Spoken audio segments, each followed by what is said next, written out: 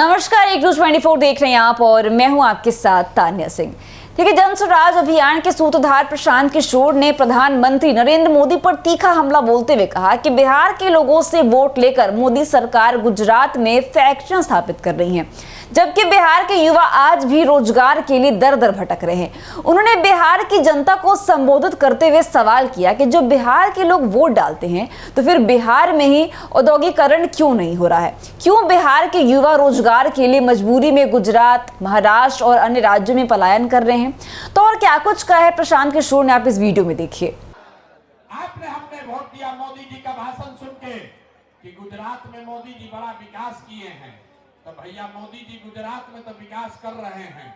पूरा देश का पैसा ले जाकर गुजरात के गांव-गांव में फैक्ट्री लगा रहे हैं और पूरे बिहार से, लखीसराय से, बरबीघा से आपके हमारे बच्चे गुजरात में जाकर नौकरी मजदूरी कर रहे हैं कि नहीं कर रहे हैं? तो कौना बात पर वोट दिए हैं जो नहीं मिला? अभी तो बोले है भैया कुछ नहीं मिला, हम गिनवा रहे तो कह रहे ना भैया 4 किलो अनजवा मिलिए रहा है, अयोध्या में मंदिर बनिए गया, हिंदू मुसलमान अगड़ा पिछड़ा होइए रहा है और गुजरात में बाल बच्चा जाकर मजदूरी करिए रहा है। अरे मेरे भाई, आपने अपने बच्चों के नाम पर कहा कि आज तक हम लोग जीवन में अपने बच्चों के पढ़ाई रोजगार के लिए वोट नहीं दिए, यही बताने आए हैं। बोइएगा बबूल तो आम कहां से खाइएगा? वोट। तो जैसा कि आपने देखा और सुना कि प्रशांत किशोर ने यह भी कहा है कि केंद्र सरकार पूरे देश से टैक्स वसूलती है, लेकिन उन पैसों से विकास सिर्फ कुछ ही राज्यों में होता है। बिहार जो कभी ज्ञान और संस्कृति का केंद्र था, आज बेरोजगारी और पलायन की मार झेल रहा है। उन्होंने जनता से पूछा कि आखिर बिहार को उसका हक कब मिलेगा? क्या बिहार के लोग हमेशा सिर्फ मजदूरी करने के लिए बने हैं? उन्होंने जनता को आगाह करते हुए कहा कि इस बार वोट सोच समझ कर डालना होगा। यह सिर्फ किसी नेता को सत्ता में लाने या किसी पार्टी को मजबूत करने का चुनाव नहीं है, बल्कि यह चुनाव बिहार के भविष्य का फैसला करेगा। और उन्होंने यह भी कहा कि इस बार वोट किसी नेता का चेहरा देखकर नहीं, बल्कि अपने बच्चों का भविष्य देखकर देना होगा। जाति और धर्म की राजनीति से ऊपर उठकर बिहार के विकास और रोजगार के मुद्दे पर वोट देना होगा।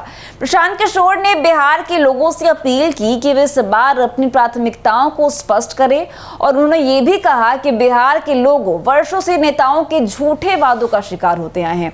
हर चुनाव में बड़े बड़े वादे किए जाते हैं, लेकिन चुनाव खत्म होते ही वे वादे भुला दिए जाते हैं।